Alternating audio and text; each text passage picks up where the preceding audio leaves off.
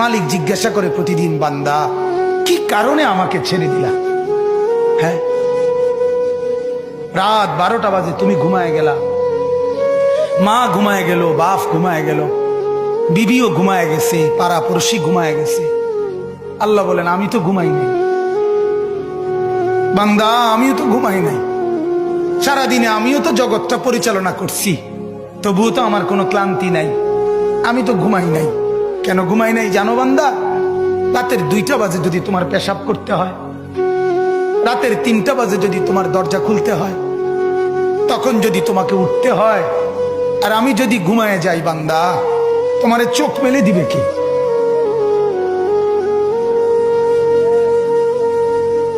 এই বাপ, চোখ মেলে দিবে কি?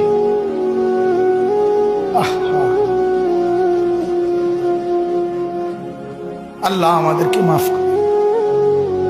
কোরআনুল কারীমের মধ্যে আল্লাহ তাআলা বলছে ওয়াহুয়াল্লাযী ইয়াতাওয়াফাকুম বিল্লাইল।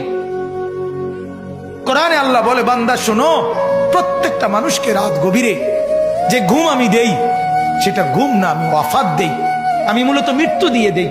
আবার আমি দয়া করে একটা নির্দিষ্ট সময় পরে চূড়ান্ত মৃত্যু দেব বলে আমি আবার সেই হায়াত সকালবেলা যখন জাগতে শুরু হয় তখন আমি ফিরে দেয় আল্লাহ।